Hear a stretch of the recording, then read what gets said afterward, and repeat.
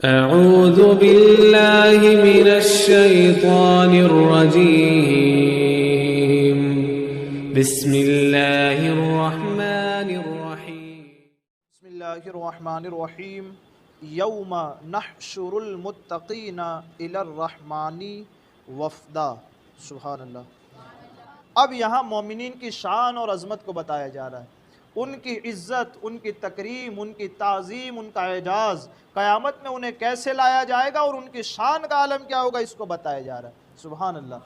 इससे अंदाज़ा लगाइएगा कि ये है सिर्फ़ मोमिनीन की बात।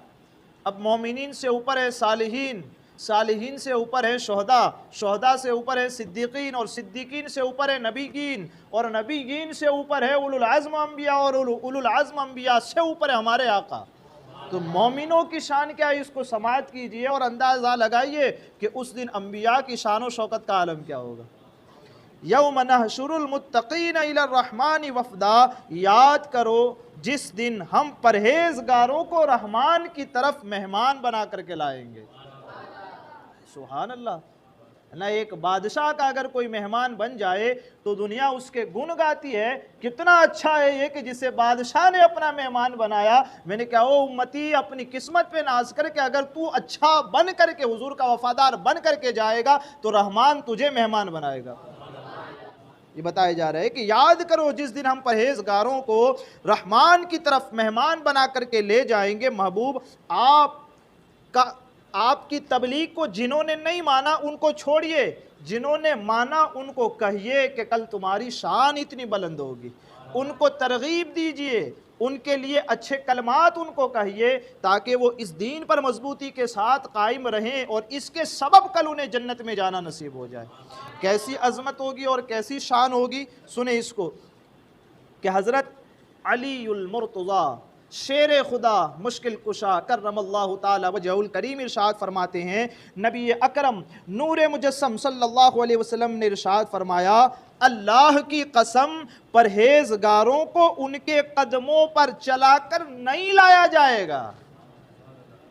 वो कब्रों से उठेंगे ना तो परहेजगारों को, मोमिनीन को, ये आम मोमिन की बात हो रही है, इसको याद रखिएगा। अभी सालीन की बात नहीं हुई, औलिया कामिलीन की बात नहीं हुई। मोमिनीन की हालत क्या होगी का इन्हें कदमों पर नहीं उठाया जाएगा। अच्छा, कैसे ले जाया जाएगा? हुजूर अलैहिस्सलातु वस्सलाम इरशाद फरमाते हैं, न उन्हें कदमों पर चलाया जाएगा और न उन्हें हाँक करके लाया जाएगा। दोनों में से कोई चीज़ उनके साथ नहीं होगी, बल्कि उन्हें जन्नत की ऊँटनियों पर लाया जाएगा।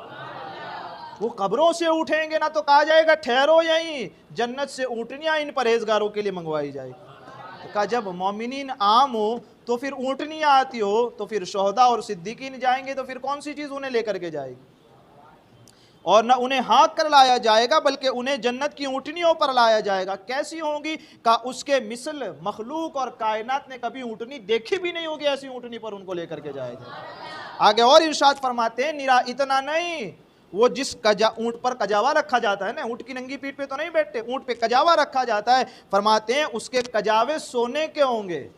वो जिस पे बैठ के जाएंगे वो सोने के होंगे, और उनकी मुहार, वो जो लगाम जिसको कहते हैं मुहार, वो कहा ज़बरजद के मोतियों की होगी, मोतियों की उनकी लगाम होगी। परहेजगार इन पर बैठे रहेंगे यहाँ तक कि वो दरवाज़ा जन्नत का खटखटाएंगे। कौन का? वही जानवर उन्हें जन्नत तक लेकर के चले जाए। ये एक हदीस बयान की। अभी दूसरी एक और पढ़ दो और मज़ा आएगा आपको। दूसरी हदीस जामिउल बयान में एक मोमिन जब कब्र से निकलेगा तो एक हसीन और खुशबूदार सूरत उसका इस्तिकबाल करेगी। सुभान अल्लाह। तब एक हसीन और खूबसूरत चेहरा उसका इस्तिकबाल करेगा, उसे खुशामदीद कहेगा, जिसको आप कहते हैं वेलकम, उसको खुशामदीद कहेगा और मोमिन से कहेगा, क्या तू मुझे पहचानता है?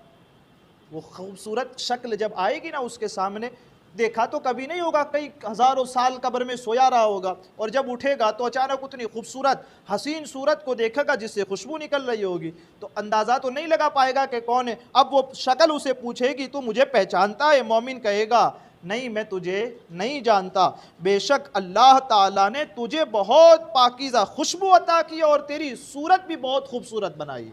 वो मोमिन उसको जवाब में कहेगा, अब वो सूरत उसको जवाब में कहेगी, तू भी दुनिया में इतना ही खूबसूरत था, अब तू मुझे नहीं जानता तो जान ले, मैं कुछ और नहीं बल्कि तेरी नेकियां हूँ, तेरी अच्छाइयाँ हूँ। जो तू दुनिया में करता था उन नेकियों को अल्लाह ने जमा करके एक बेहतरीन सूरत अता फरमा दी। आज जो मैं तेरे सामने मौजूद हूँ वो कोई और चीज़ नहीं, तेरे अच्छे अमल है ये।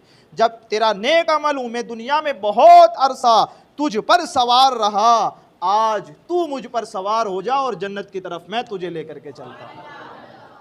तो आज नेकियों से जो भागते हैं, आज जिन्हें नमाज के लिए कहा जाए तो कहते हैं जाइए आप, हम आते हैं, आप पढ़ाइए हम देखते हैं, का वो कल आएंगे तब उन्हें पता चलेगा कि वो कौन सा सोना अपने हाथ से खो करके आए हैं।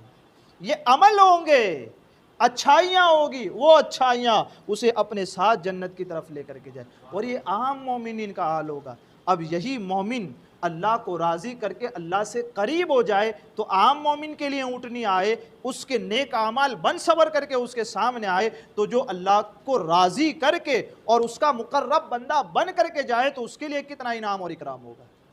तो हमें और आपको कोशिश क्या करनी, कोशिश इतनी करनी है कि अल्लाह ने ईमान की तौफीक और ईमान वाला बनाए, इसकी कदर करनी है, इसको लेकर के जाना है कब्र में, ईमान के साथ जाना है। कहीं ऐसा ना हो ज़िंदगी भर बेईमानी करते रहे, बेईमानी करते रहे और इसी बेईमानी ने आखिर में हमारे पैरों को जकड़ लिया और इसी के साथ दुनिया से चले गए, तो फिर ज़िल्लत और रुसवाई के सिवा कुछ नहीं है। आज मोमिन है, आज आंखें खुली है, आज समझ है, सारा कुछ हमें समझ आ रहा है, तो अल्लाह के अहकाम पर अमल करके उसको राज़ी करने की कोशिश करें। अल्लाह इन नेमतों से हम सबको मालामाल फरमाए। हमारे कहने आपके सुनने में आमदन सहवन कोई ख़ता हुई हो, अल्लाह अज़्ज़ व जल अपने हबीब के सदक़े मुझसे माफ़ फरमाए। अस्तग़फिरुल्लाह।